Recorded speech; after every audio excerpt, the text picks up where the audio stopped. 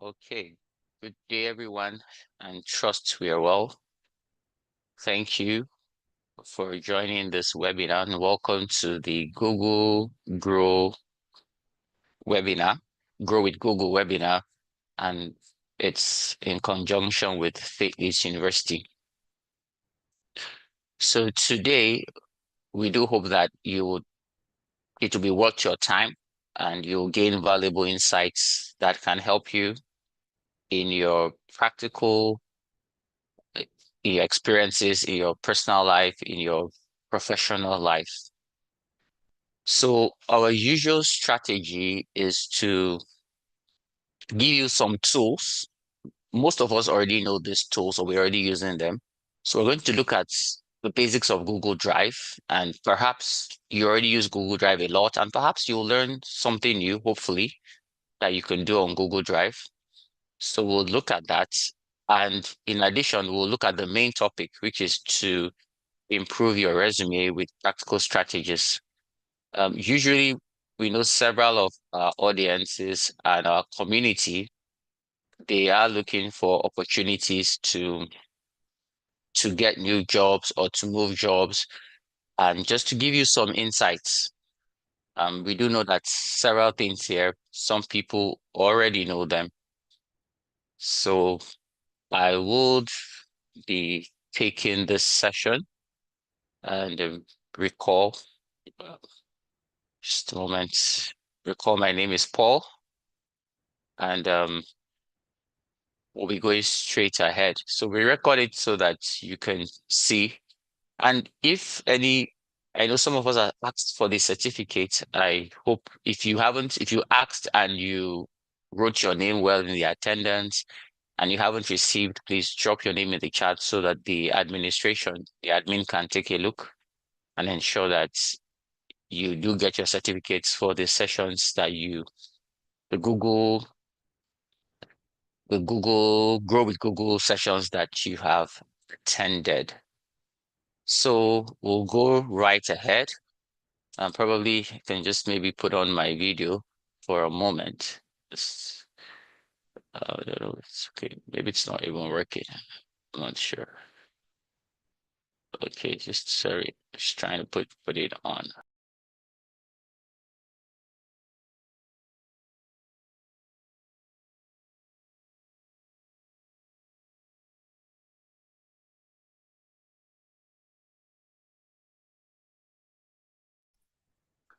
Please, sir, we can't hear you, sir.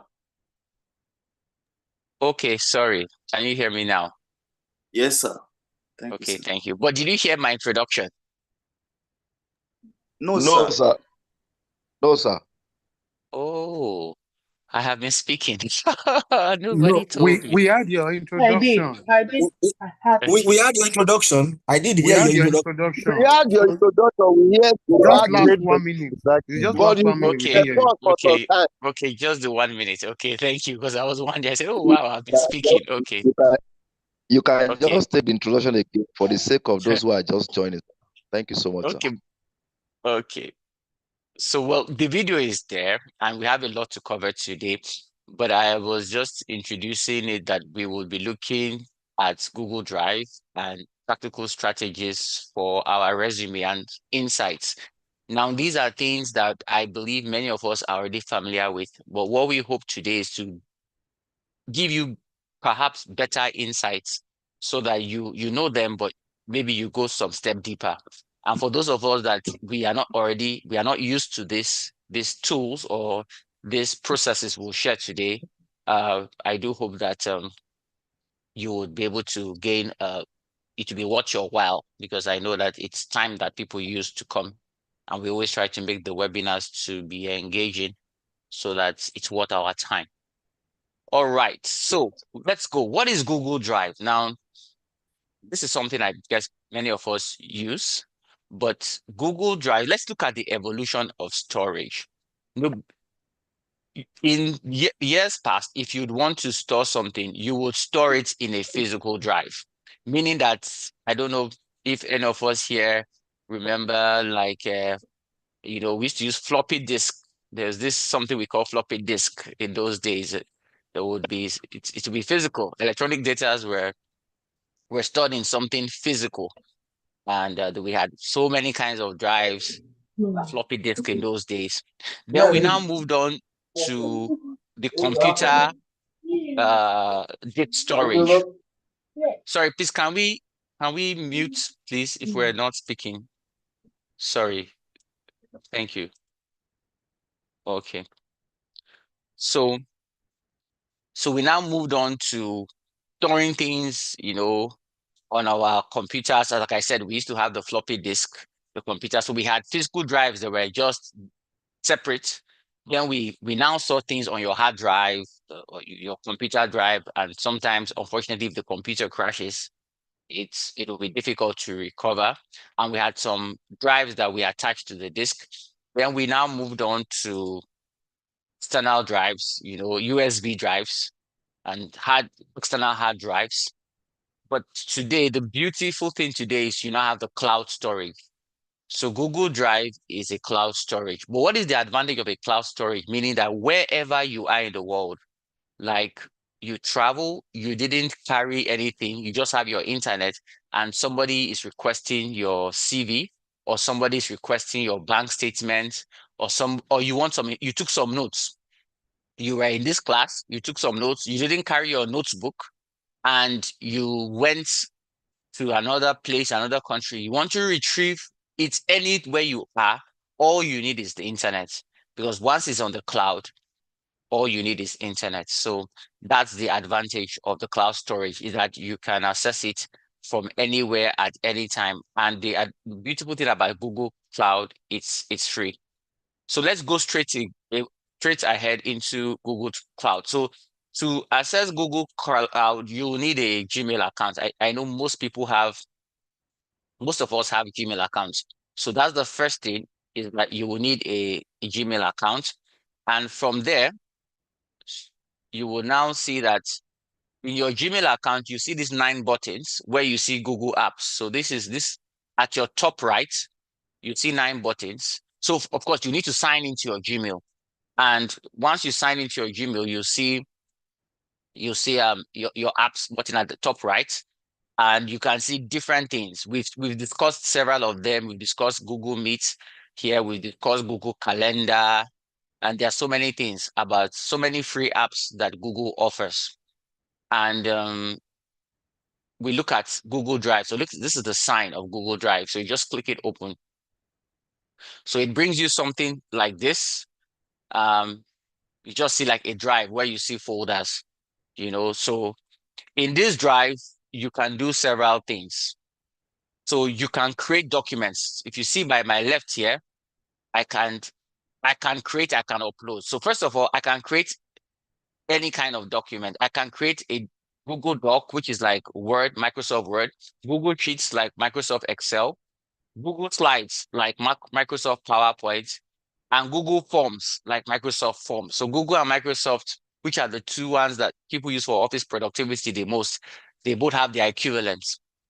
And Microsoft Online is also free, like Google, but usually Microsoft Desktop, or the one Office 365, is usually paid for. But Google is all free. So you can access all these through your drive, as you can see. So the first thing we'll do, let's see if we can create a folder. So when you come here, you can just say, create a file or a folder, So a folder is where you put in documents, like these are folders. So let me create a folder here. It will, sorry, not upload, sorry. So I can come here and I can say a new folder here. So if I say a new folder, it will ask me for my folder name, and I can call my folder name anything. I can call it a folder for pictures, for instance. I can say pictures. Maybe I have family pictures over the years that I would want to save on my drive. So I can say pictures, and I can say create. So why it's good to create folders first, it makes it look neat. If you just create all kinds of files here, it will not look very neat. So let me create a file. Let's say I can create, let's say, a Google Sheet. So let me create a new sheet here. And I call these sheets memories. And I can say, okay, I can say anything. I can just say list of my old memories. I don't know, doesn't mean anything. So if I come here, you can see that if I refresh it, memories is here. But you see, if you have it, you have files and pictures, your work is not organized. So the advantage is that you should have a nice filing system, even if it's your office or your personal files, where you can put things, make it organized. So I'm going to just take these memories here and drag it into pictures. And that's it. It's gone into pictures. So if I open pictures, you can see that memories is now there. So I have my drive, I have pictures. I had pictures out here, but I've dragged it into memories. I've dragged memories into pictures just to make it neat. So in your office file, you can have a naming convention where, for instance, you can say file everything A. A means Department of Admin. S means Department of Support. And AB means admin, and the sub-departments B can be the let's say it's a school, an admin department that supports the boys. Boys is BAG, the boys is girls, whatever. It's always good to have a naming convention so that when you want to look for things, it's easy and it's in a structured way. Another thing you can do is that you can add colors.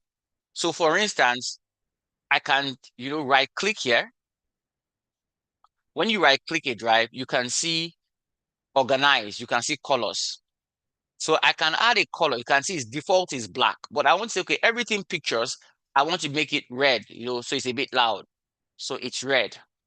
Then let's say this other one I had here called black gold.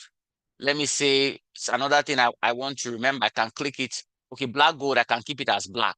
But this old, let me say, I right click, organize. I can make it green. So I can also use colors so that immediately I come into my Google Drive, I can use colors. So anytime I see pictures, it's red. I can use colors to easily differentiate the pictures. So you can see I use colors. And once you right click, remember right click, go to organize, and you'll see under organize, you see all kinds of colors or several colors that you can pick. Then also in Google Drive, you can star your folder. You can see here starred. What does it mean to star a folder? It means that maybe I have many folders here and I want to quickly know what folder is like my important folder, can star it. So if I right click it here again, go to organize, and I just say add to start. Right click, organize, add to start here. So I've started. So what does it mean? If I come here, have many, some organizations have like thousands of folders, or even your personal folders could be so many. What you can just do here is just come here to say start.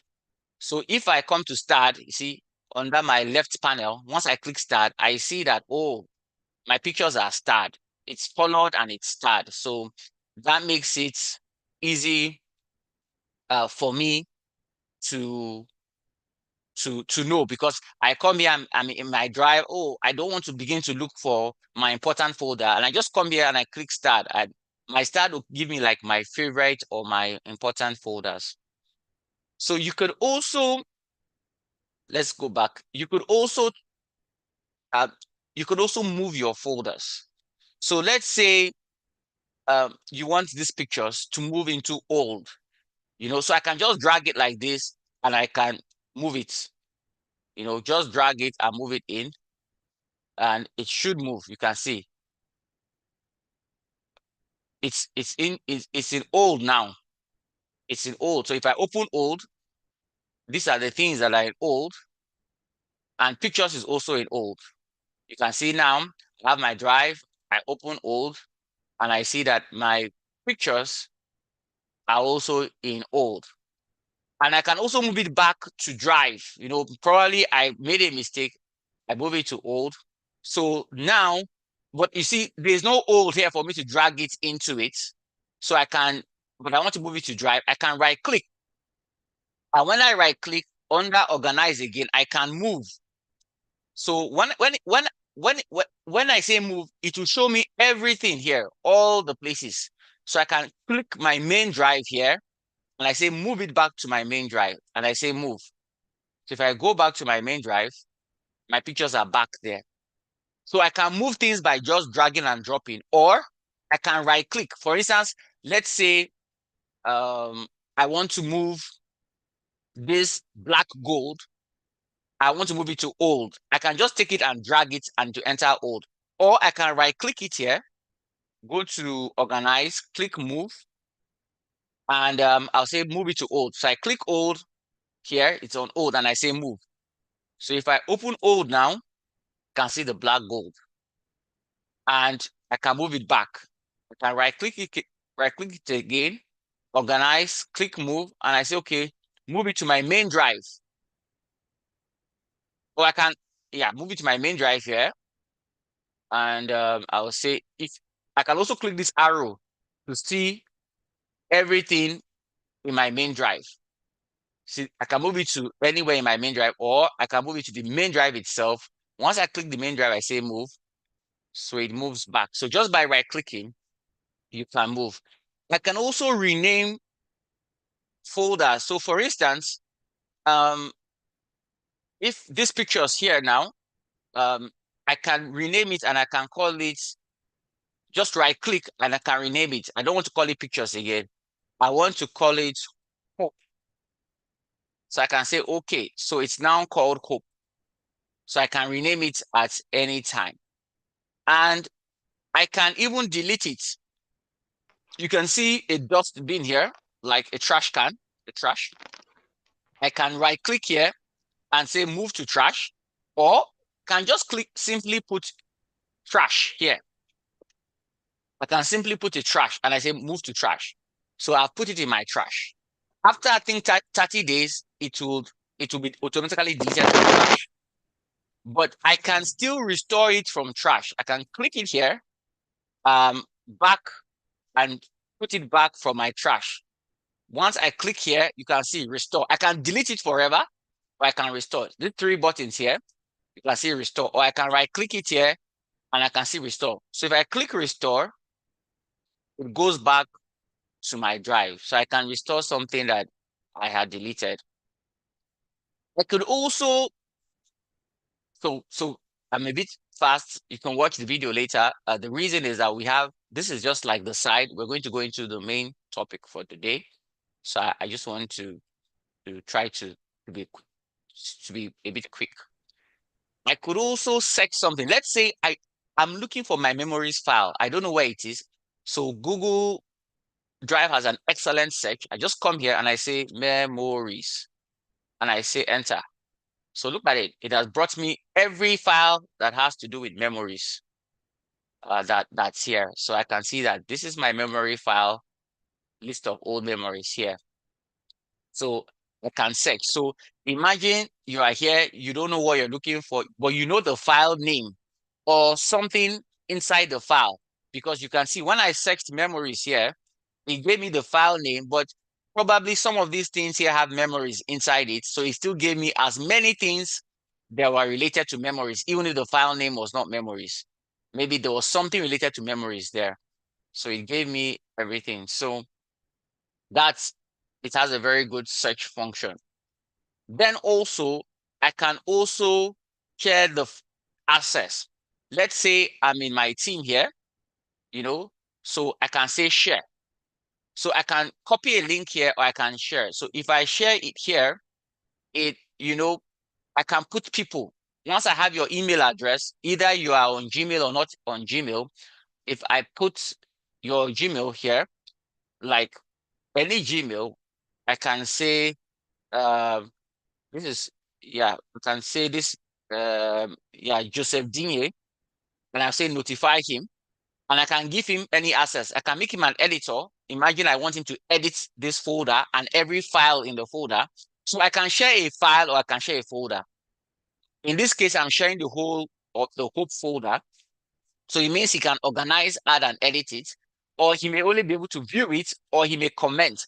He can comment. So view is the lowest access, meaning he can only see. Comment means he can comment, but he cannot change anything.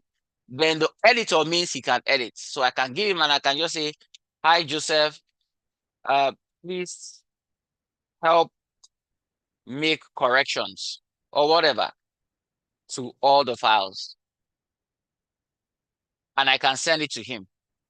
So, but I don't know, this is just an example, so I won't send. So another thing you can do is you can share the file or share the folder. So this case, you saw that this case, I shared the folder, but I can now share the file. If I open it, I imagine there are some things in the whole folder.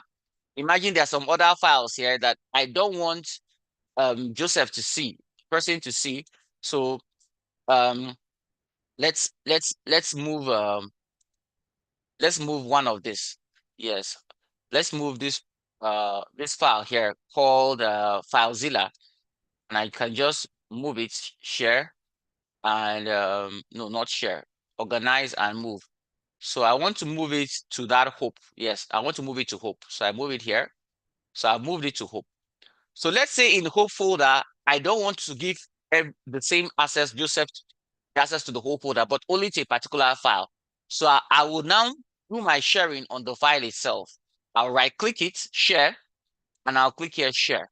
And I'll still put Joseph Digne, and I'll type my note to him, and I'll click send. In this case, Joseph cannot see everything in the folder. He can only see what is in the file.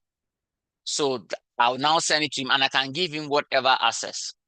So these are the things you can use Google Drive for. It's wonderful for collaboration, wonderful for sharing, wonderful for keeping, organizing your information. And because it's on the cloud, you can access it anywhere. And you can see that Google Storage, meaning all your storage, your emails, Google Drive, by default, it comes with 15 gig free of charge. Now, if you want to get more storages, like if I click here, you know, there are some pay plans. I can, you know, I can try to pay for some Google plans, Google Drive storage, and you can pay for more. But usually, you don't need more. You don't need more. I'm just trying to see what this is.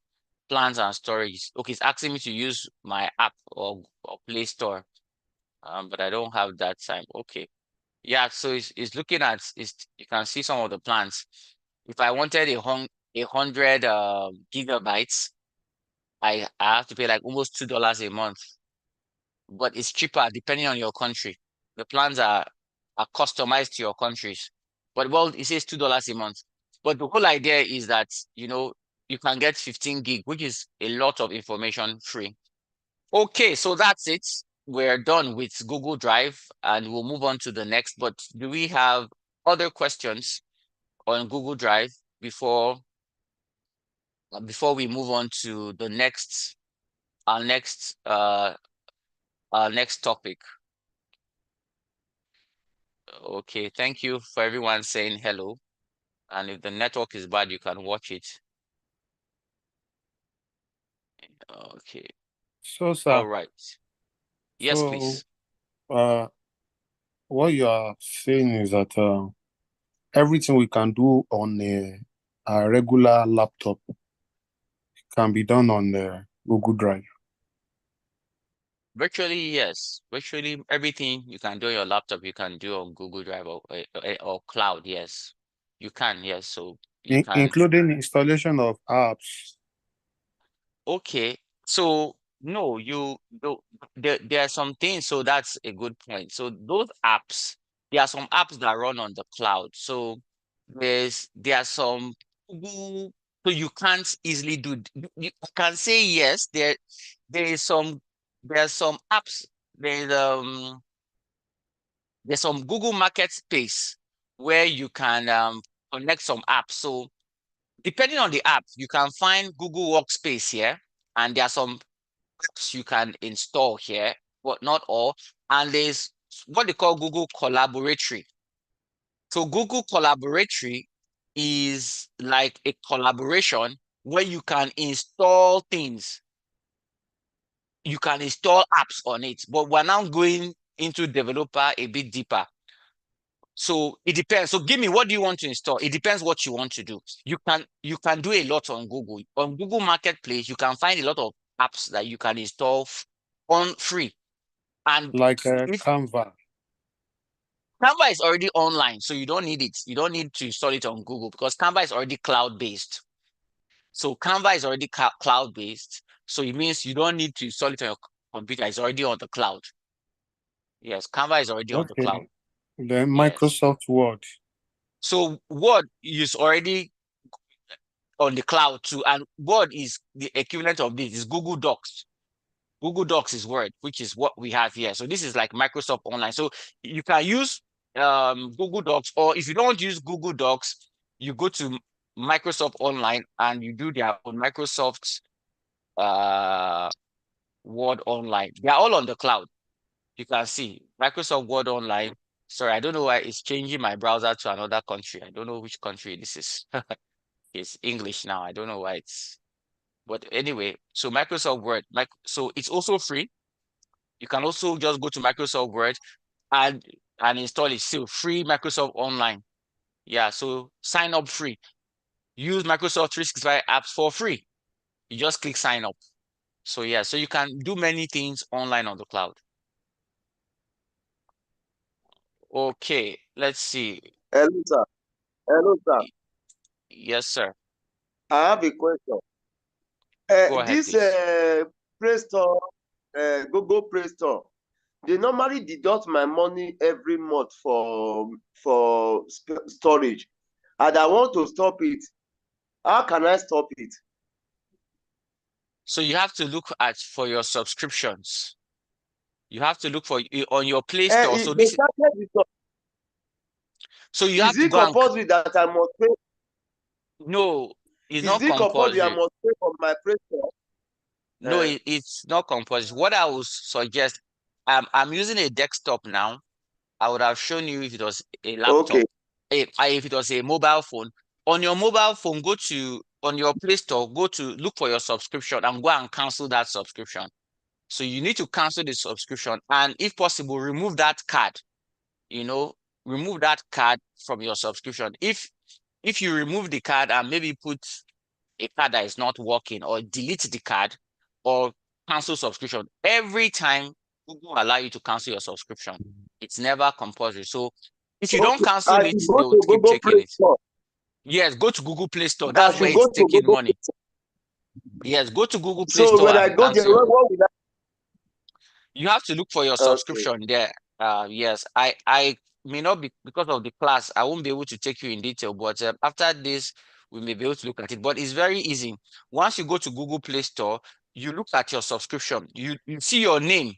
When you see your name by your right, you see payment and subscription. Click on payment and subscription, and you click on subscription. When you see subscription, you will see that your subscription is there. Click on it and click cancel. Yeah. Okay. Thank you, sir. Thank you. Okay. All right. I hope everyone is okay. Okay, so let's move on. If we have anything in Google Store again, we'll come back. But let's move on, because the main class for today is around how we can optimize our series. So I'm going to just try to go there. Sorry, I need to. I just need to get to that place of the slides. It's a lot of slides that I needed to demonstrate.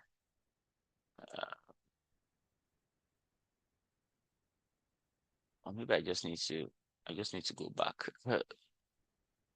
Okay, yes, let me just go back. Let me just exit it and look for where we would start. So we're moving on to the next topic, which is around, or the main topic for the day, which is around the improving your resume with a practical strategies. So let me put this on presenter mode. So many of us here are looking for jobs and or already have jobs and trusting God for better jobs. And we feel that we can like just give you some insights, on how you can improve your resume and learn strategies. There are 4 main strategies we're going to be looking at in improving your resume. So it says, how much time on average? So this is a question. This is a question that we're being asked, and I'd like to get your answers. How much time on average do we think that when a recruiter is looking for at your resume, how much time on average do we think that a recruiter looks at our resumes? If somebody sees your resume, how much time? I think to me, less Sorry? within 3 minutes to 5 minutes. Okay, 3 minutes. Can we put our ideas on the charts? 5 seconds, 30 seconds. Oh, I love that. Oh, thank you. Any other thoughts? 3 minutes, 5 seconds, 30 seconds. Any other thoughts on that? On how much time? So the reality is that recruiters look at, thank you for your thoughts, 5 minutes, 2 minutes, thank you. From the detailed surveys from most recruiters, and if some of us here who are HR experts will tell you, majority of recruiters look at your CV within 6 to 10 seconds. That's what the statistics goes for, 6 to 10 seconds. So you may be surprised to learn that recruiters don't have time, and nobody is going into details to look at your CV. And on top of that, there's what you call an applicant tracking system.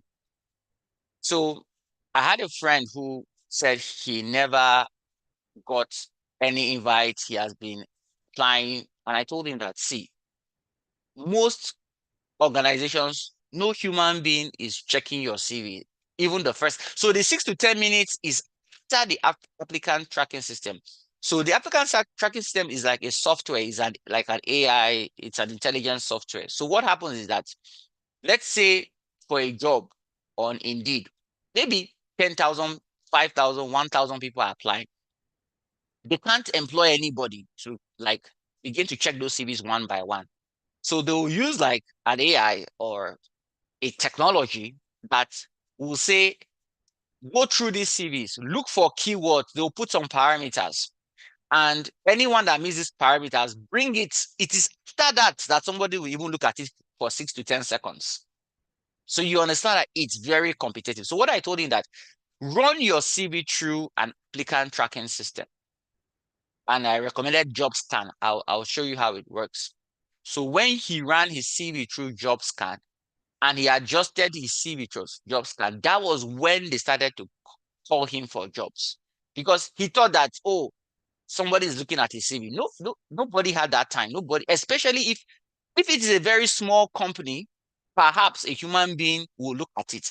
But if you are recruiting for like big organizations, or you are recruiting from a portal, any of these job portals, it's most likely that they are using an ATS. So what does the ATS? It helps the recruiters to review, identify applicants. It scans their resumes and applications for keywords, relevant skills, years of experience. So these are the things. So in his CV, if you don't put some keywords, like they're asking for looking for an accountant, and you don't put financial reporting, you don't put bookkeeping, you don't put maybe your professional certification, the system will not even pick you up. So those are what the ATS does, because nobody has time. And like you've already seen that every software is not perfect. You can be the best candidate for that job, but if your CV doesn't meet the language of the ATS, your name will not show up, even though you are the best, even though you are far better than every other candidate. So that's why it's important. So if you want to help get past the ATS, of course, you can. I strongly recommend you use a software, because the ATS is a software itself. But if you are doing it manually, we're looking at tips like use the right file type, so use like Word or PDF documents. Don't avoid like doing your CV on PowerPoint or something like that. Avoid fancy formatting, like too much decorations. Avoid like graphics, tables and columns, text boxes. Just try to keep it simple. And one of the most important things is that I told this person that you must change a CV for every job you apply to, or most times you have to change it, because the ATS will look at the job description and will match it. So if you have one CV and they're using that CV to apply for every job you see, it's unlikely that you will succeed, because every job is specific. It's like you have to adjust your CV to meet what that job wants, because the employer is not going to try to. It's like you're applying for a visa, and the requirements for UK visa is different from the requirements from Ugandan visa. If you say, okay, this is what Uganda wants, and you take it to the UK government, most likely you'll be denied the visa, because the UK government says our requirements is different from what Uganda wants. This is what we want. So every employer knows what they want, and they are very strict, and it's very competitive because thousands of people are looking for jobs. So you need to tailor it very specifically. If not, the computer will not even see it. So you need to think of words, one word that, things that can catch the attention, so that when your CV is looked at, it catches the attention. So let's do a quick challenge, and I'm going to do a vote, and we'll all be able to vote on it. So let's look at this sales representative. So prepare to vote. I want you to vote on which CV you like. So this recruiter is trying to employ a sales representative, so somebody to help in marketing or in selling of their goods. So this is what they want. It says, we seek a high performer to join our sales team. The successful candidate will be a responsible, motivated sales associate with proven experience. This person will manage the entire sales cycle, identify sales needs, locating and expanding the new markets, designing and delivering sales presentations, and presiding over negotiations. To meet or exceed personal and departmental sales goals, you will need excellent customer service skills, an entrepreneurial worldview, business acumen, and a professional sales philosophy. So this is what people want. So let's look at some of the CVs. I'm just going to go through them, maybe 10 seconds. So this is Adams Ezra CV. Just take a glance. This is Asha Momont CV. Just take a glance. What they are, just look at the CV at a glance, because this is how it works in real life. Remember, we said 10 seconds. So number 3, this is Titus Nelson CV. Just take a glance at it. I'm going to show you 5 CVs, and I'll show them the second time, even though in real life, you don't have a second chance. This is Jason Cohen's CV. So you just take a glance. And this is finally Ibrahim Haupori CV. Just take a glance. So I go back again. 5 CVs. Adam Ezra, software engineer, work experience. I'll just say the first thing. Asha Momont, bookkeeping, public skills, sales, childcare, research. Titus Nelson, industrial design, hardworking. Jason Cohen, objective to obtain a better project management position, the one than I'm currently in. I'm just saying the first word he puts there. Ibrahim Crowd Hurry, graphic and web designer. So let's vote. I'm going to put in a vote for you. Those 5 people you saw, I would like you to tell me which of them you would vote for. So I'm going to just give you, I'm launching the votes. All right. So can you vote? There are 5 names there. And just vote anyone you like. Imagine you are the recruiter. You saw those 5 CVs. There's no right or wrong answer, really. Just it's your choice. You have the right to vote. Imagine you are the recruiter, the sales representatives. You saw those 5 CVs. Just tell us which one you would like, which person, what appeals to you. Yeah. So I'll just give you just a few more seconds so as many of us can vote, please. It'll be appreciated. Just so that we have a good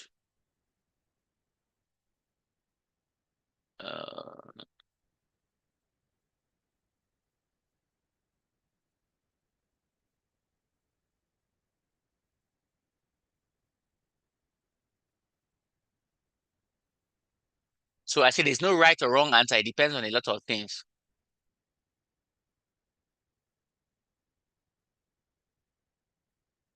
How we are seeing the outcome of the voting? You are going to see it. You are seeing it now. Okay. No, I'm talking about you. Yes, I'm seeing it. I'm seeing it. Okay, I'm okay, seeing it's all right. Thanks. Yes, I'm seeing it. Thank you. Okay, I think are we done? Okay. I think we're done. Okay. So let's look at the poll. Let's look at the poll. And I'm ending it now. I'm ending it now and I'm sharing the results. So from our votes, can you see that 31%, the highest, is Asha Momont. After that, we have a tie between Jason Cohen and Ibrahim Cowdery. But you can see Asha Momont, we don't even know if she's right or wrong. Just the look on her CV will be the most likely person to be taken for this job. Just by that first appearance. Because remember we said, can you see how people will look at your own CV? They don't have time. Nobody's going to, maybe you think that somebody's checking your CV, looking at it. No, they don't have time. The way we selected Asha Momont is most likely the reality of how it will happen in real life because nobody has time. And maybe Jason and Ibrahim may have a chance, but Asha, and let's see why Asha is being selected by most people. So these are the 4 strategies we're speaking about, and the first strategy is the format. Asha chose a nice, professional, and easy format. That's what she has going for her. Before we even begin to check her skills and measurable. So the next thing is, what skills does she have? Highlight her skills. Then we are going to look at her measurable, what she has done that is measurable. Many people say, I manage a team. It's not measurable. If you say, I manage a team of 20 people, that's measurable. But I manage a team is not measurable. Then the final and the most important one is the people say they want a sales representative. Are you speaking to that job? Many of us are multi-skilled, meaning that you have experience in sales, you have experience in finance, you have experience in technology, you have experience in admin, you have experience in ministry. But if they are asking you for a sales representative and you are bringing an experience that is not relevant to that job, even though it's good, but you cannot tie the relevance, then it will be a minus. But if you can tie it, if you can demonstrate, so it's not that you cannot use as much of your experiences as possible, but the idea is how do you relate it to that job so that you could say, okay, yes, this experience is relevant. Because there are so many things you know that may not be important for that job, even though you know them. So let's go into some of the details. in the professional format. So you can see that in this case, two of the high people, Asha and Ibrahim, you see Asha's own is traditional. You know, it's a traditional format. You can see that it's very easy to read. It's very, very easy to read. Put it in a way that you can easily see what she's talking about. Research assistant, you can see her content, you can see her skills, you can see her experience. Mohammed's own is creative. It's also nice and easy to read. So it depends. So one is traditional, one is creative. But both of them are nice. And that's why they scored higher than most people. You know, even though like I didn't know that this is what Google is saying, but you see that most of the class agrees with Google, even though you've not seen these slides before. But it just came to us naturally. Then let's see some of the things that made Asha's CV nice. You can see that she included spaces, a lot of spaces, white spaces. It's easy to read. It's simple. The language is simple. The headings, you can see skills, experience, contact are clear. And the font is maybe Arial, Times New Roman, just common fonts. It's not some kind of fancy, curvy font that nobody can read. So you can see that the way you present, your presentation is very, very important. Now, Jason Cohen, I think he was one of the people that we scored high, right? Don't know, in our polls. But you see, he has a challenge. Is that first of all, even though he wrote a lot, but a recruiter is looking at it that it's not easy to read. Even though he wrote a lot, it's not easy to read. He didn't leave gaps. He didn't leave spaces.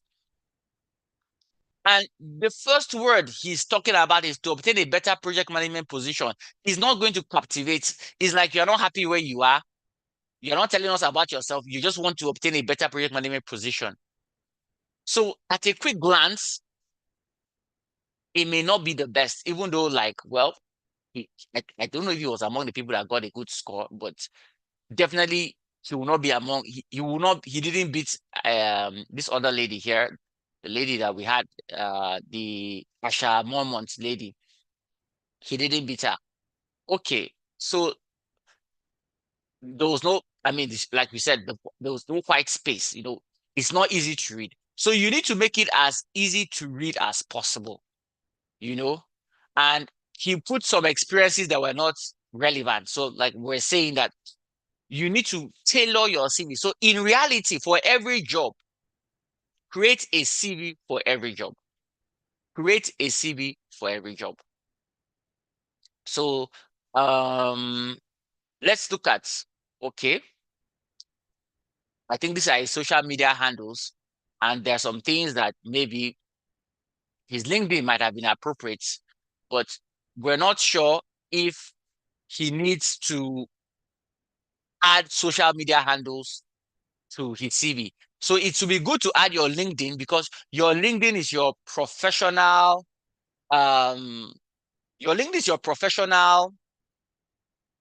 work social media, it's a professional social media handle.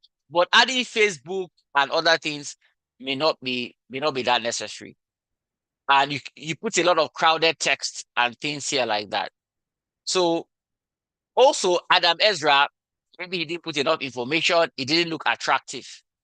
So the point is that 10 seconds, you know what they call elevator speech. So a CV is like an elevator speech. An elevator speech, for those of us who are not familiar with it, is if you meet an important person in an elevator, let's say you meet, I don't know who is important for you, maybe a great man of God, or you meet a businessman, you meet Elon Musk, for instance, or you meet Jeff Bezos on the elevator from the 0th floor to the 10th floor. You have 10 seconds to tell him what you want. If you start to tell him stories, he has lost interest. His attention span for you in that elevator is 10 seconds. So you have to create a peak. So that's how your CVs are like an elevator speech. You have just less than 10 seconds to tell people about yourself before they lose interest. because they are moving on to the next candidate. So it's not for us, it's for us to understand, to be able to present it. Even if Asha Momont was not the best, the way she arranged her CV made it very likable and easy to read. You know, and okay, so let's go into this one. So this is, I don't know, we didn't vote in well, but putting a picture here and putting a lot of fancy fonts may not have been the best strategy. No, it looks nice, like he's a graphic designer. I think he's a graphic designer in what he wrote. Yes, okay, it says industrial designer. So he tried to use his industrial design. So probably if he's looking for an industrial design job, like I said, every context is different. This may have been nice, but professionally, it's a bit distracting. You know, it's a bit distracting. Okay. Says, you know, only when appropriate. Like if you think that job you need it, yeah. And you can see that he did not even run it through like a word processing, like something to correct typographical errors. Because if you write your CV and there are typo errors, the recruiter will be disappointed that you're not even professional enough. So let's look at some templates. So I go back to Google. Remember that we did Google Drive. So in our Google Drive, you just open here and you go to Google Docs. So the CVs are on Google Docs here. So let's please, can we put ourselves on mute? Please, admin, help me put people on mute. So let's have a volunteer. So okay, so here you just on Google Docs. Once you're on Google Docs, you go to File. You can open a new document and you say from the template gallery. So I'm here, new template gallery, and you can see so many templates. These are resume templates here. These are resume templates. You can see Sheriff, you can see Swiss. So these are like standard templates that can help us. So the best way I recommend is create your resume from a template. So let's use a template and like a neat one, like this one here. This resume Swiss. Sorry, please, can you go back to how you got to this place? Sorry.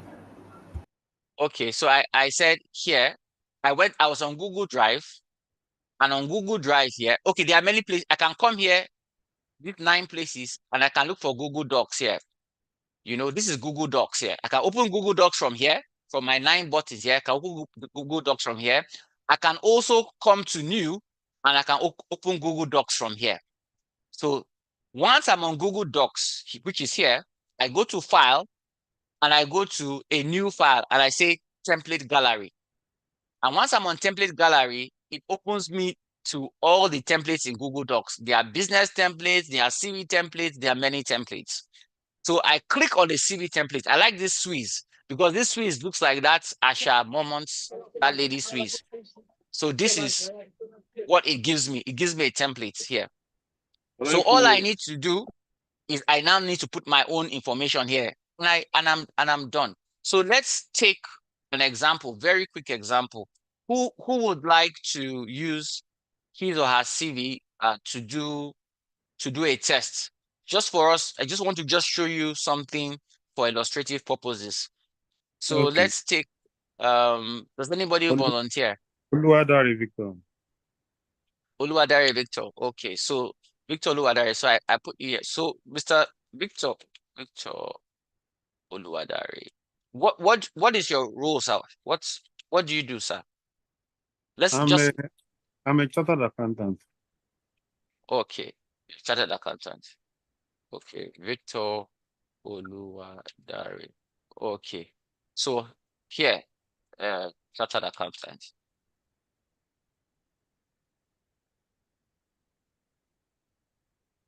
Okay, so this is Mr. Victor's CV, the chartered accountant here, and so imagine this is a CV. I'm not going to go through everything here. Now let's go to Indeed. Mr. Victor, tell me the country you want to find a job, a chartered accountant job in India. India? Okay. So I can say, I think Indeed India. Okay, so let's say, Indeed, let me just Google that. Indeed India, chartered accountant jobs. Okay, so it says 600 chartered accountant jobs in Indeed India. Okay, so content accountant in Mumbai. Let's see. Let's take general accountant. Let's say remote, so that you can work remotely, flexible. You can work from any country, since I guess you are not in India. Or are you in India? I'm in Lagos. Okay, so you can see chartered accountant plus. So this is the role, proficient in Microsoft this. So this is the job description, and this is Pastor Victor or Mr. Victor's CV. So if I come here now, I open and I open to what you call job scan. So there are many ATS. So job scan is an ATS, application, tracking system, like what we talked about. ATS is that what most recruiters will use.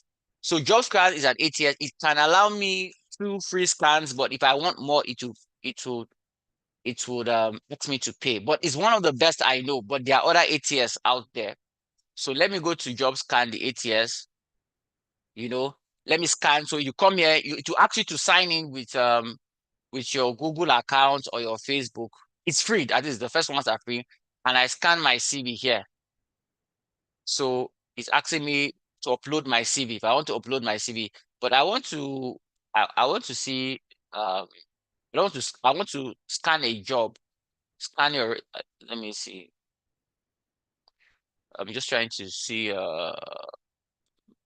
my, okay, sorry. Good. So this is what I want in my dashboard. I want to put my resume here.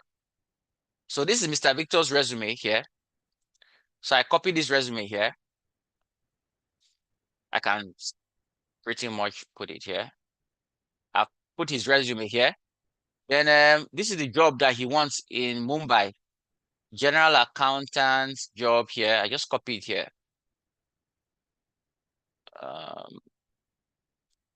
And then I put it here.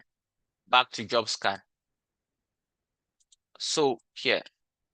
So what this does is it's going to tell you whether the ATS will pick you or not. So remember, I have not put anything reasonable here.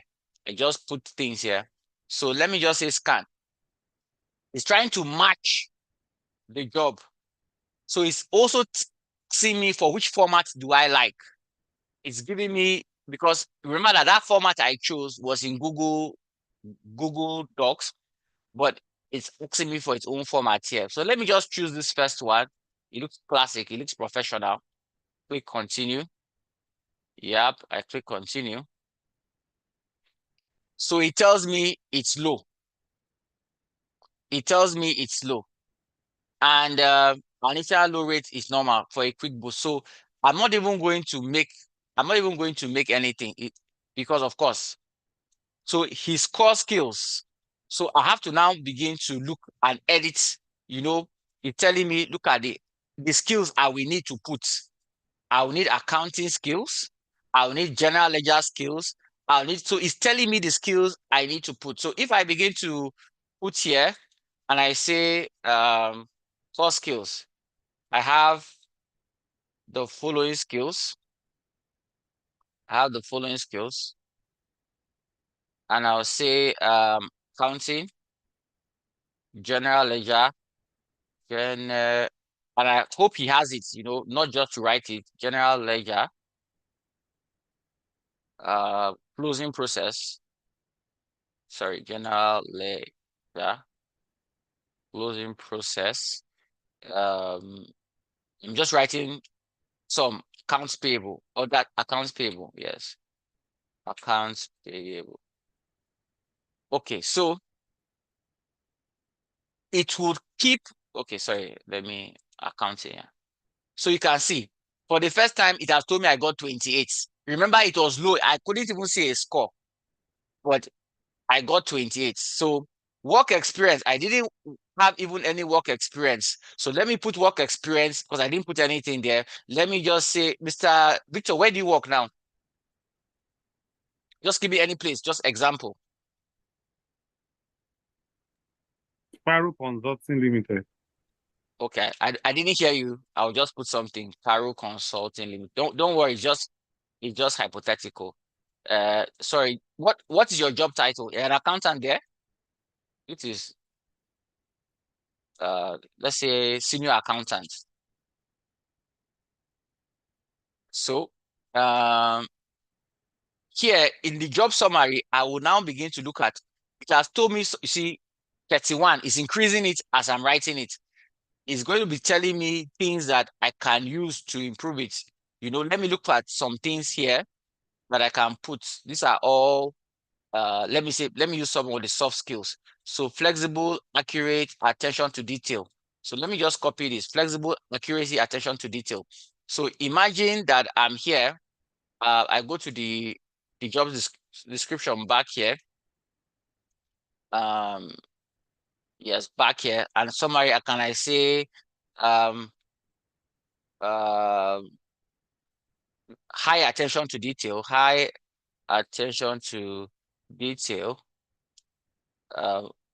yes. I said I maintain a flexible schedule, whatever. Just sorry, let me attention to detail. Yeah, you can see it has increased to 37.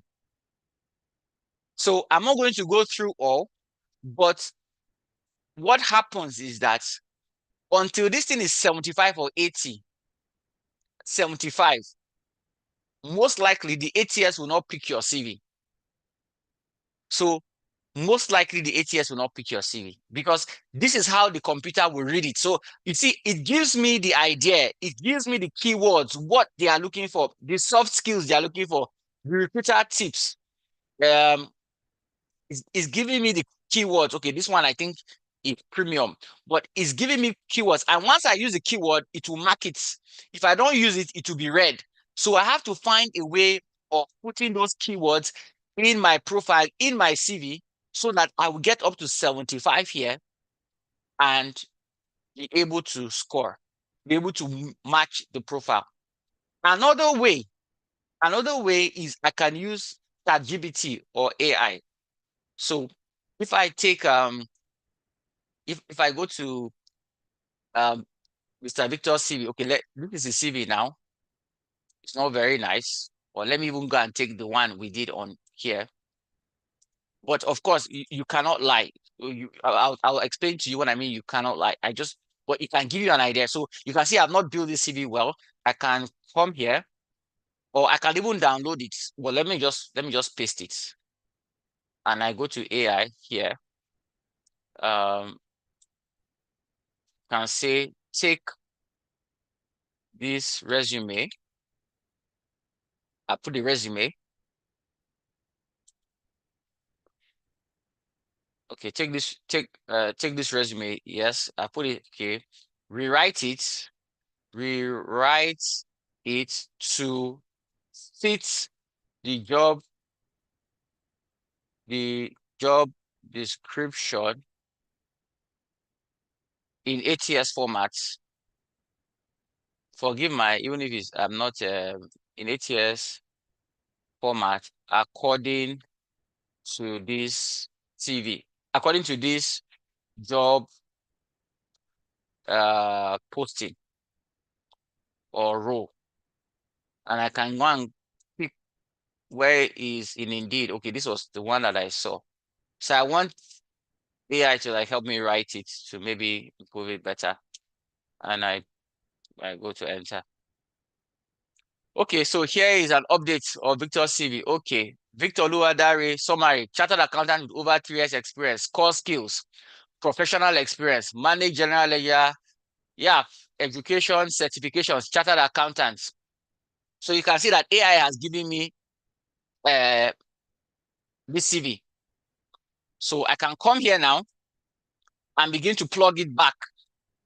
But I need to say the, someone was saying, oh, is the ethical thing. Of course, you have to say the truth. It's AI is just giving me like a fast way, but I now have to, sorry, where's the resume? Good. I now have to write it. So there's no summary here. So like he started with skills, but I could just, try and say, do I create a summary here? So let me see if I can add another, okay, maybe here like this. Oh, this is a bit, sorry, I'm just trying to see if I can add a summary. Okay, it's supposed to be summary here. Okay, I want to just a moment, sorry. So this is a bit even difficult, but what I'll do is that maybe, okay, I don't want to lose time, but I change these skills to summary, for instance, and I put this summary that the AI helped me with, yeah, here, and I put it here. Oh, sorry, because it's not very easy. So I have a summary here. So if Mr. Victor, how many years of accounting experience do you have? 11 years. So I'll put 11, managing financial records, this, and I'm sure you are proficient in Microsoft Office. You may not be on NetSuite, so you can remove this. You can put proficient with Microsoft Office with meticulous attention to detail, solid understanding of double entry. So because this job is looking for these things, and I'm sure you are already good in them, or most likely you are good in them, so you put them like that there. Then the same thing, if you go back to your AI, you can look at, okay, before I go to core skills, you can look at your experiences. You can look at, this one is what they are looking for. So your current job at Arrow Consulting, I'm just using that as an example, you make sure that, okay, you write these things because this is what the job is looking at. So if you do them in Caro Consulting, you write them. So company name, Caro Consulting. And job title, let's say accountant.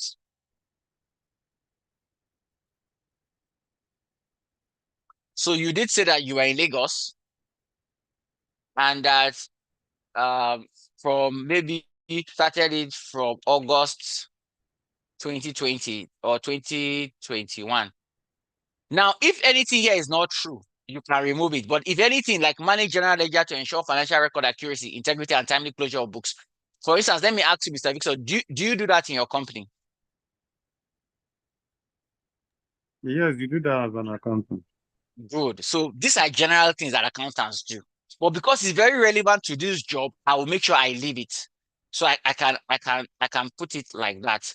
So you can see that I would try and adjust my CV to meet the job. And as much as possible, I will go and do this scan again until I see 75. I will not stop. So you can see it takes a lot of work. So when you just see your CV and you just go and apply and say, oh, they are not calling me, I don't know, I've been applying for jobs, you can see what it takes for you to be called. You need to adjust your CV. You need to use it as much as possible and, get a way that you are sure. Okay, I think this is where I can add something. Okay, yeah, skills. So skills wasn't there before. I don't know. Was it this place? Okay. Okay, was it this? I don't know. Like, let me see. Was it here? Okay. So I'm just trying to see if how to customize it, Okay, no, not this one here. I'm just trying to customize the template because you may need to do some Maybe you can copy. customizations. I can Maybe you copy can and try paste. copy the line. Yes. Very good idea. So I take this line, Control C, and I'll Control V. Excellent idea. Yeah. So I copy the line. Then I can now go and paste. Yeah, sorry. Yeah, so I can copy the line now and I can put in. I can go back and those skills that it gave me here, which were my core skills, I can just, come and paste them here. Yeah, so exactly. So that's it, So I keep, put my experience, put my skills. So at the end of the day, when I build my CV like this, I would go with the AI, any AI you use, ChatGPT, Meta AI, Cloud AI, Copilot, Google, Gemini, they'll pretty much help you with it. Then you can now go, because the people who they are using AI to check your CV, so you might as well use AI to make sure that your CV gets the pass. Then you can now go and use the job scan.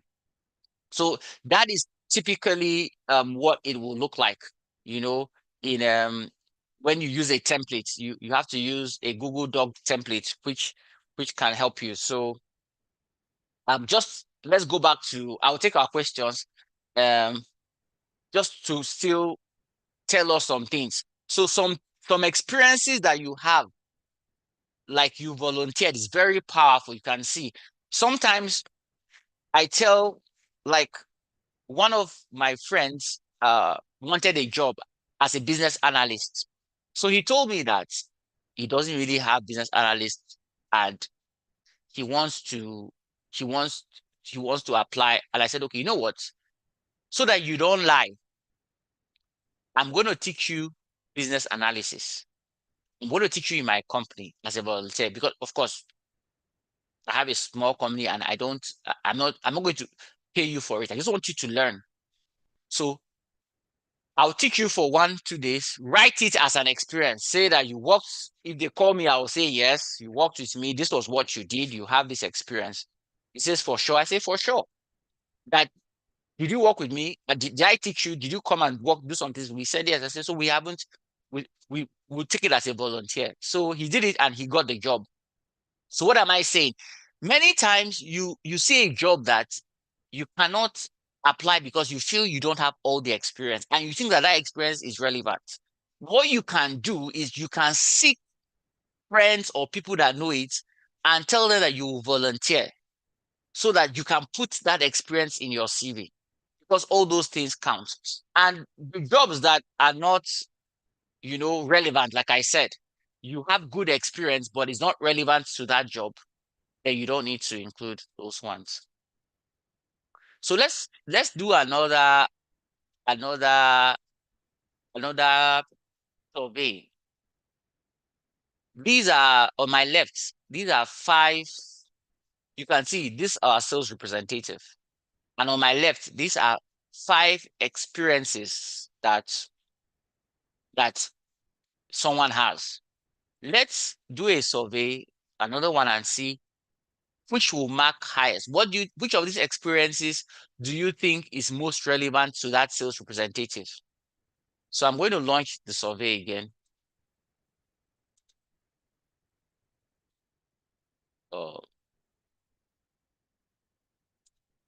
Let me launch the survey again.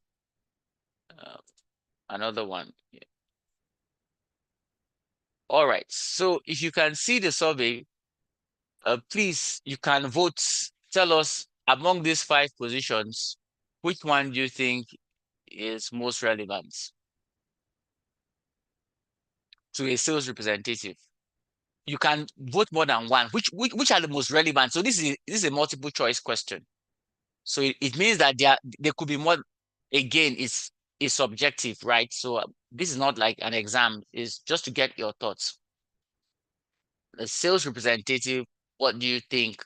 Person has all this, and which one do you think he's applying for the job of a sales representative? And they're trying to see. So let's give it some time to see what our thoughts are on which one is most relevant.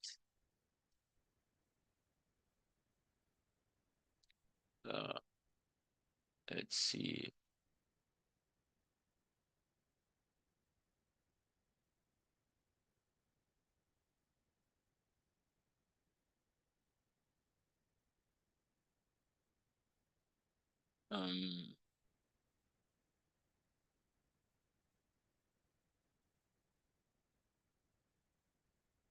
Okay.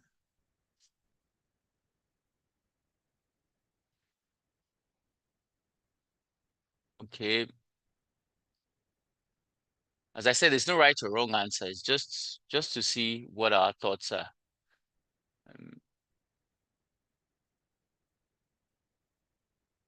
Okay. So most people, 62%, most people think, okay, we're still seeing some votes coming. Okay, I'll give it 1 or 2 more minutes and I'll close the poll again, just for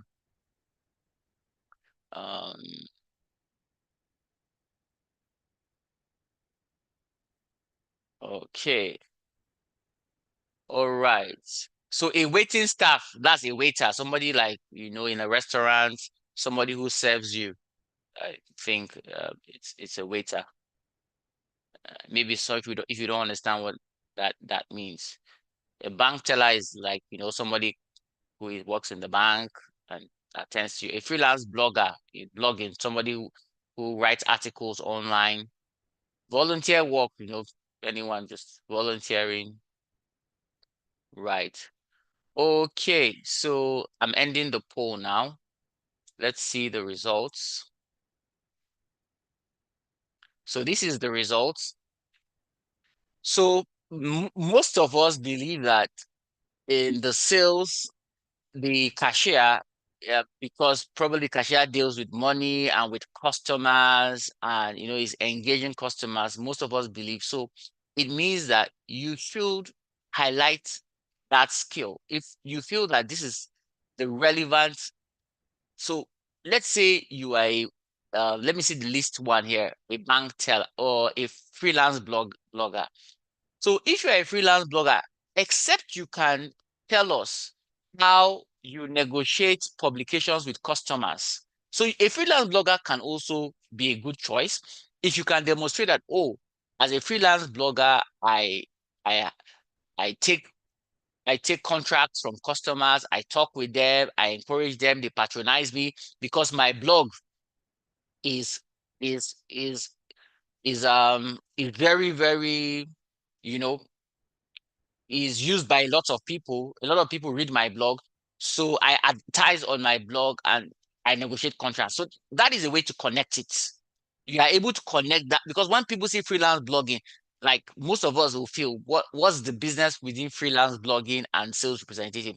But if you are able to link it, then you can put it. So the cashier, yes, that will be a no-brainer. When people think of customer service, oh, a cashier is always dealing with customers. And people say, okay, fine. Even if, a cashier, it always has to do with customers. So that is a natural one. So you try to project what you think, the experiences that you think are most relevant for that role. And also, like a lot of us talked about volunteer. Maybe perhaps like the example I use, because in volunteer, you can customize it very well. You can customize it very well because you can now say, I volunteered in this place and this place. And even if you haven't really gotten that experience, but so that you don't lie, it's easier for you to meet, like Mr. Victor is an accountant now. You can say, Mr. Victor, I want to take an accounting job. Let me just volunteer with you. Maybe he has a church because he may not be able to do the volunteer in his company. He says, okay, I will teach you. And you just say you volunteered for the church or you volunteered for the religious organization or the club or some association that is not paid for, because it's easier for people to engage you when they are not paying you. Once they are paying you, it becomes a bit more difficult. So that's just the idea that the most important thing is not that there's a right or wrong answer, but use the ones that are obvious, highlight them, and the ones that are not obvious, you need to demonstrate that they actually are linked. Okay, so let's just go down, and let me just highlight some other things, some common things. This is quite long, and I want us to be quick so that we have few minutes left. So gaps in your resume, if probably you took time out in your work or there are gaps in dates, like you can see within a period, like you can see this person from October 2016, he now went to March 2017. Many of us, there could be gaps in our resumes. because we're not working. Try and fill in the gap with some kind of experience or some kind of volunteer, because gaps in your resumes are not always the best. A good resume, even if you were not working in that period, if you were schooling, if you were volunteering, try to put something to cover the gap. You can include additional work, like this is continuing education, this webinar. If you feel that, please, somebody is writing, if we could stop the writing. If you feel that you are doing, like we do some webinars on product, let's say we did a webinar today on Google Drive, and you are applying for a job that talks a lot about Google Drive. You can say, oh, you don't need to include a webinar in your CV. But if you think that that webinar or that certificate will relevant, is directly relevant to the job you're applying for, then it would be a good idea to include it.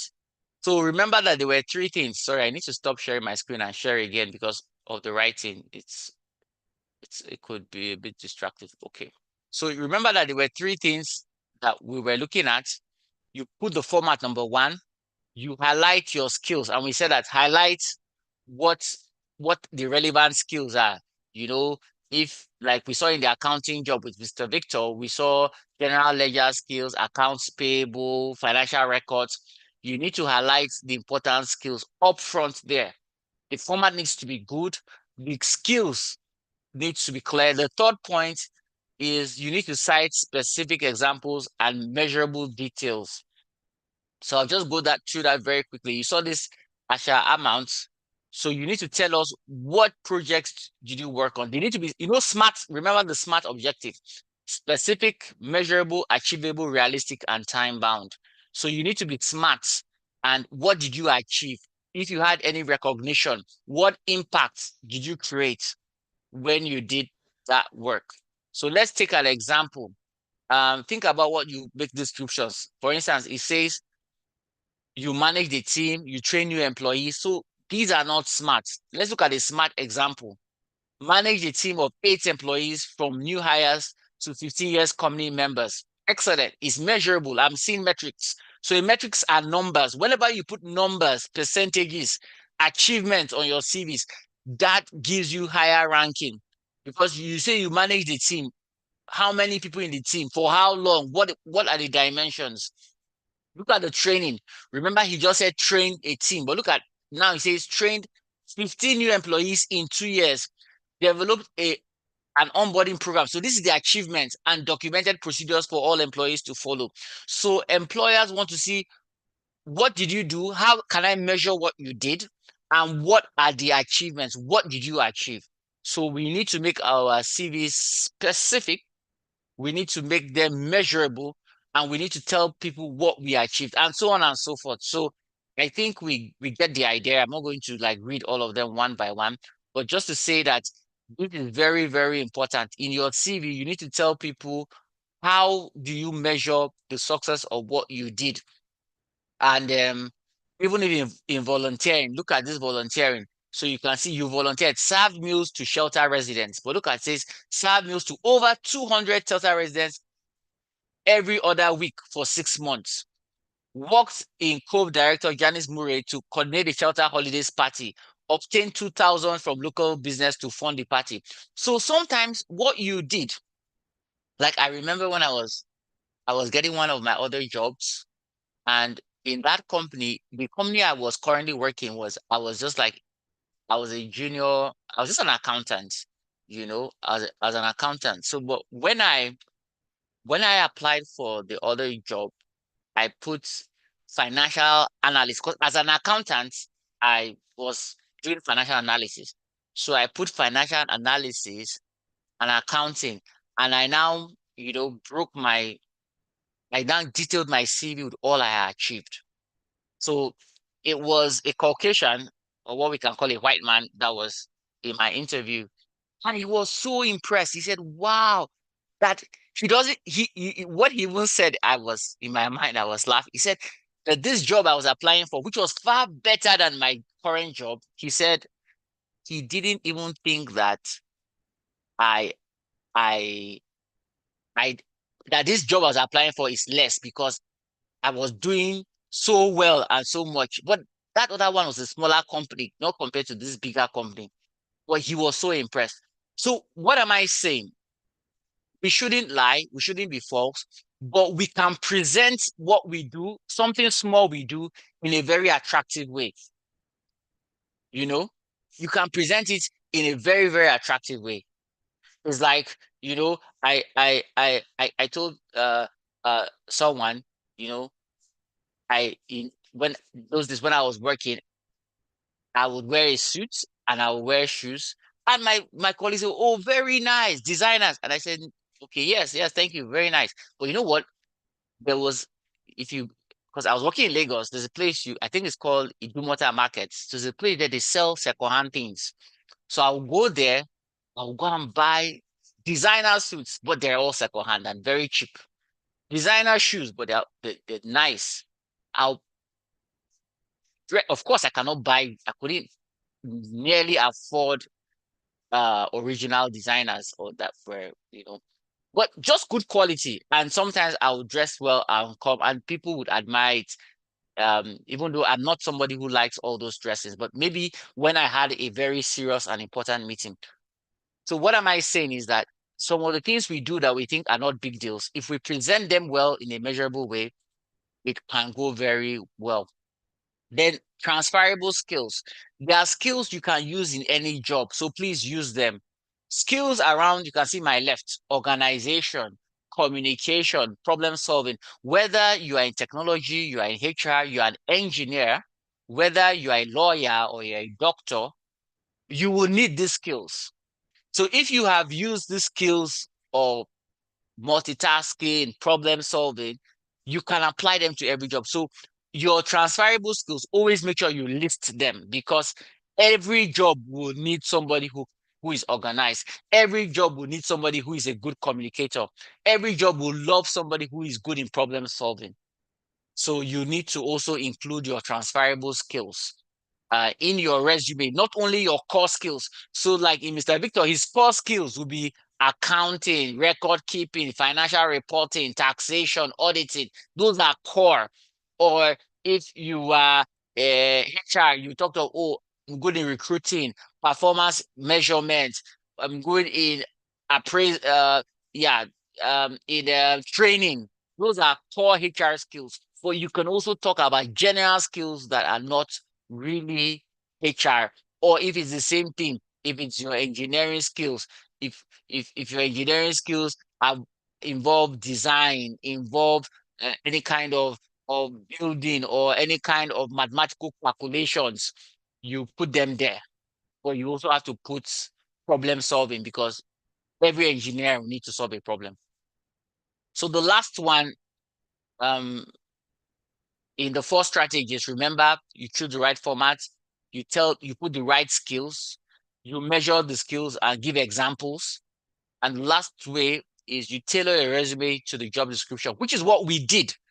I started with the last one, which is what we did when we went to AI, we went to job scan. We tried to tailor, remember, we went to AI, we tried to tailor, and without being false, we tried to tailor the description. We try to tailor the job description to meet. Sorry, please put your mic on mute. We try to tailor the job description, the CV, to meet the job description. All right, so we won't go through this challenge. So remember, there are keywords and there should be action verbs, use industry phrases and important terms.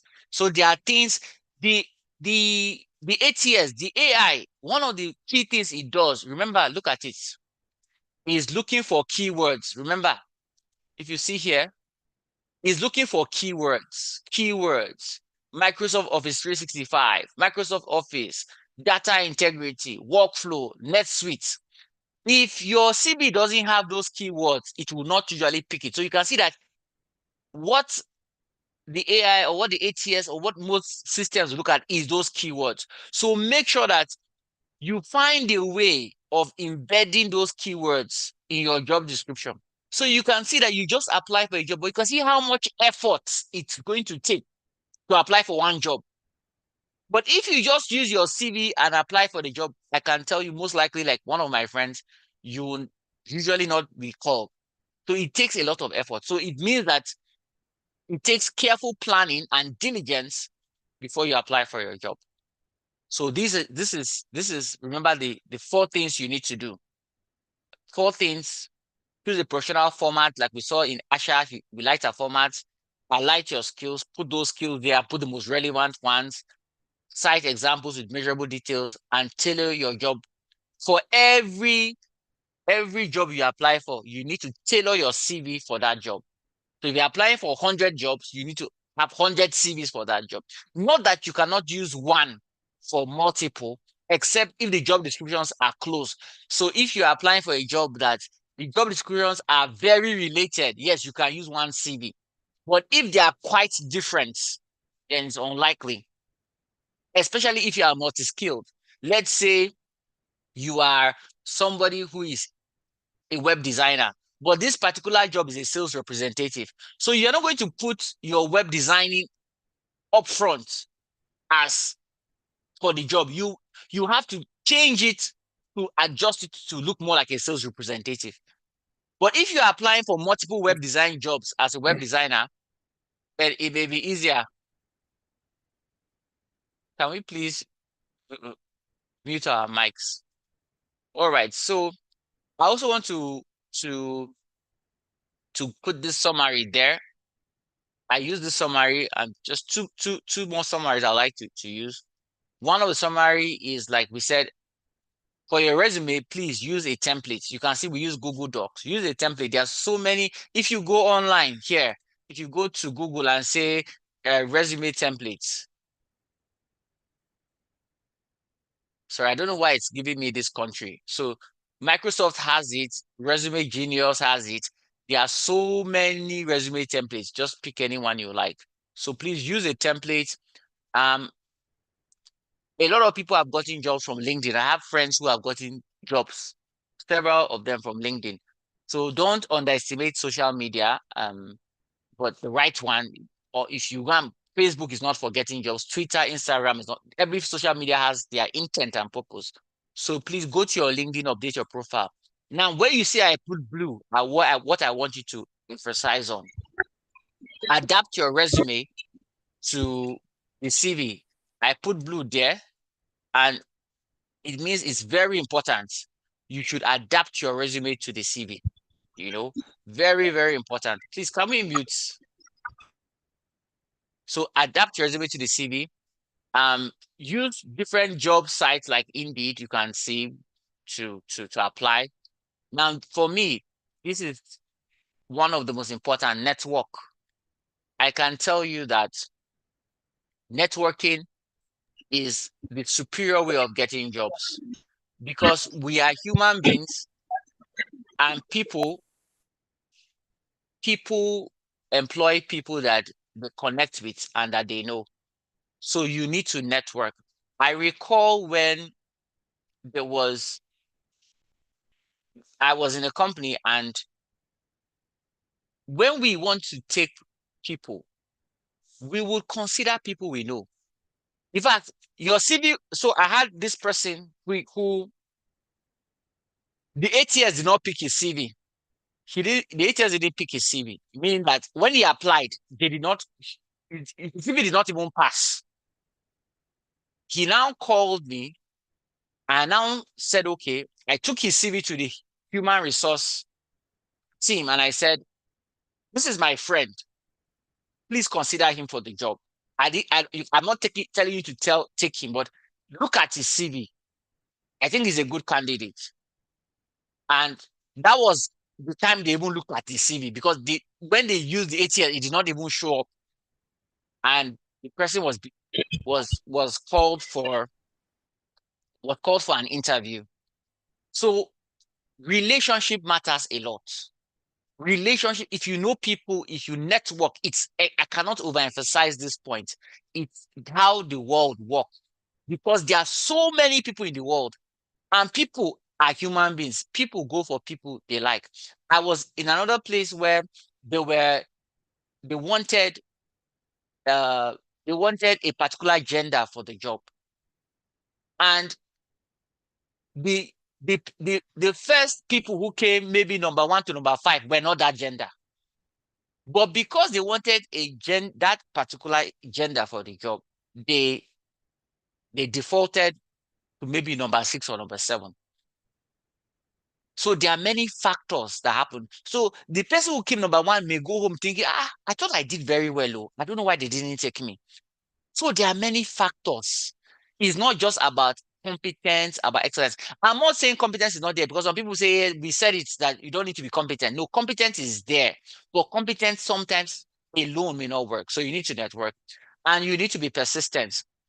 One of my friends just got a job as a project manager. He told me that he applied to 1,000 companies. I said, how do you? He said 1,000. And for each of those 1,000, most of them, he used JobScan and AI to adjust his CV. Like, it took him 2 months. He was just applying. 2 months. He was applying for those jobs, and he eventually got it.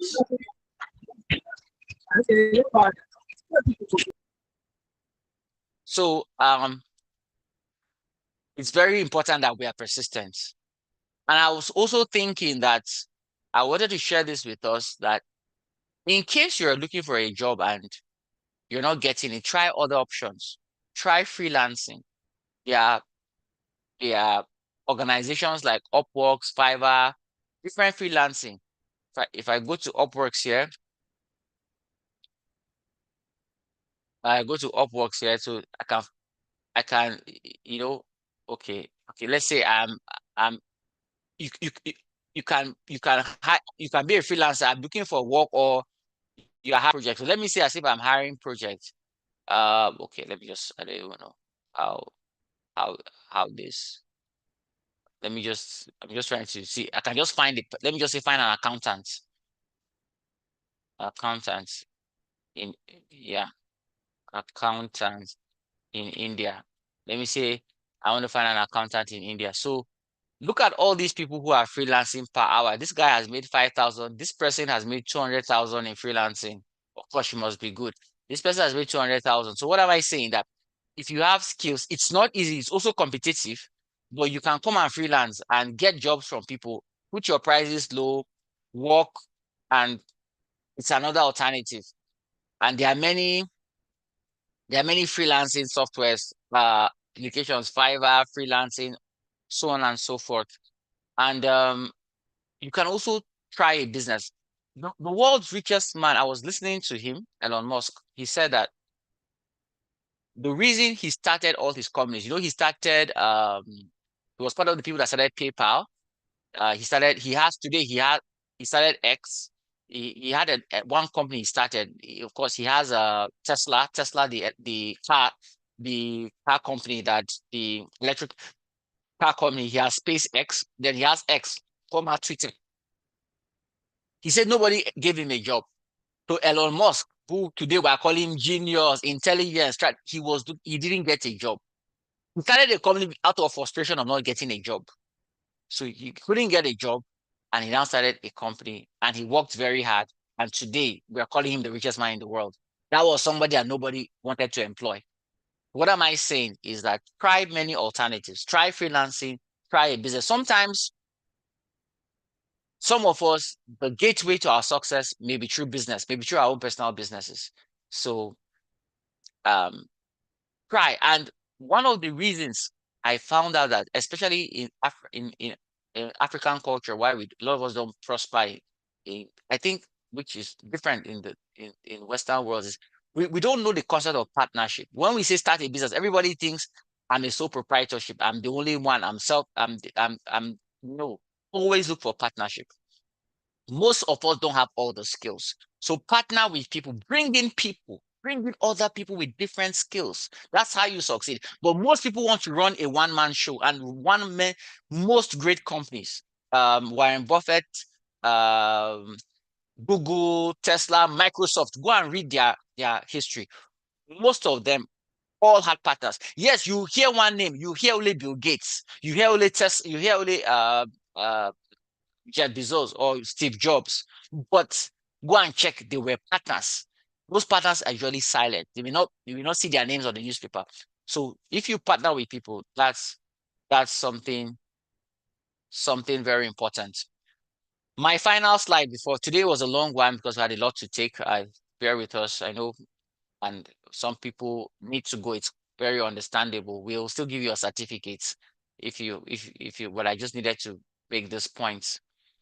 Very, very important. I share this slide is that develop your skills. Now we're faith-based, and I'm going to use scripture to say, if you are skillful in your work, you stand before kings. And that was what Proverbs 22:29 says. And Ecclesiastes 10:10 says that skill helps you to succeed. Skill is an advantage. So develop your skill. When you have good skills, you have an advantage. But I want to tell you something that I've learned in life. I'm sure many of us have seen people who are intelligent, who are hardworking, and who are extremely poor and are still struggling with all their wisdom and intelligence. And this is what Ecclesiastes 9:11 says. It says, the fastest runner doesn't always win the race. The strongest warrior doesn't always win the battle. The wise sometimes go hungry. Have you seen wise people go hungry? I have seen them. And the skillful are not necessarily wealthy. Some people are skilled, but they are not wealthy. And those who are educated, like many of us, education, masters, PhD, and so on, don't always lead successful lives. There are professors that are hungry. There are professors that are broke. It is all decided by what? By being in the right place at the right time. This is what the world calls good luck. But this is what faith-based people call God's favor, God's mercy. So I want to encourage you that in all what we have said, know that there is a place for the mercies of God. There is a place for favor. You may say some people don't believe in God, they are atheists, but they are succeeding. It doesn't still negate that it is God that gives them that grace and that favor. Because if you have all the skills and have no opportunity, those skills will yield nothing because nobody cares about them. And it takes God's mercy and grace. So people interpret it as good luck, but we call it favor. We call it God's grace. By our salvation in Christ, we understand it's God's grace. So it takes God's grace to achieve those things. So I just want to encourage us that in all you're doing, don't downplay the part of prayer, the part of God's favor and God's mercy and God's grace. All right, so I'll stop there. This was a very long webinar, but go on out there and see how you can watch the video again. I'm going to drop right away. I'm going to drop some of the handouts, the two handouts for what we did today. I'm going to drop them I'm dropping them right away now. I'm going to drop them here. So are there any questions? Let me drop the handouts. This is one of the handouts here. This is the first handout is for the webinar, just the summary and any other handouts. The first one is the summary of the resume, how to the work, and the other one is Google Drive. So let me look for the one on Google Drive that I just dropped the handouts. Yes, I will appreciate if we have it on our WhatsApp, the general WhatsApp. Oh, the moment we log out of the Zoom, it won't be able to locate the link again. Okay, well, I don't know. The challenge I have is there are so many teams here, so I don't know which WhatsApp. There are so many groups here. This webinar is is just it's not. Let it be the general WhatsApp. Yeah, it's not tied to any of our classes. It's just We can get it on our MOCM Core 3 general platform. Okay, so please, admin, try and see if you can help MOCM put it, but it's there. Okay, is this presentation available? Because I'm planning since that's my. All right, so you can watch it. So so Google, I don't share the whole presentation, but I share the summary. So please, I've shared the summary on the. So what I can say, please, when we are sending out the video, the link of the video, we can put the admin. Let's please put the link to the summary sheets, to the handouts. When the video is there, we can watch it again. We can use the links. All right. So I don't know if anyone has any questions again. Do you have any questions, any clarifications you want to make before we close? Yeah, I would like to ask. I would like to ask if the Google Doc template for the resume, the CV, is a European format standard or international format standard, because most times when you want to write application, you want to submit a CV for international employment job placement, they'll be asking you to put it in European format, UK format, something. So I want to know if the Google resume template is in that standard. I am not sure. I know it's international, but I'm not sure of what the European standard is. So if to be honest, if you ask me this question, I'll just go and ask AI. So what is the European standard CV? Because I'm not sure, and I don't want to say what I'm not sure of. I'll just say, what is the European standard CV like? But I just ask AI. I hope it's right. You know, it says structured, personal information, job applied for position preferred, work experience, education and training, personal skills, additional information. Yeah, so I'm just most of these things it said, it's all here. If I take this thing here, summary, skills, experiences, education, awards, other information. So I'll just do some research on it, because I'm not so familiar with if what the specific things are for each of them. But what I'll do is that, since this is what I've learned on AI, or I'll go to Google and search most of the, so 2 to 3 pages, most of what Google will, because Google is a company that is in Europe, across the world. So most of these things you'll be pretty much the same across. But to double check, I will still do some research to ensure that it aligns with what I've seen, even though what I'm seeing is already here. Yes, Mr. I hear you, Daniel.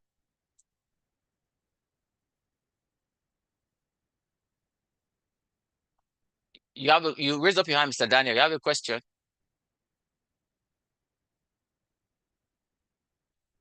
Okay, we can't hear you if you're speaking.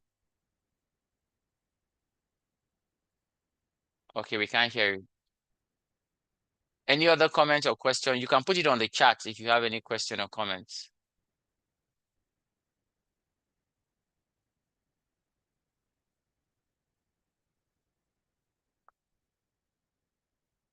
Okay, if there are none, thank you for your time, and I pray God, open doors for you, give you favor as you trust Him for opportunities, either for jobs, business, various opportunities, and have a great day and a nice Amen. weekend. Thank you, sir. And you too. Thank you, sir. Amen. Thank you, sir. Amen. Thank you, sir.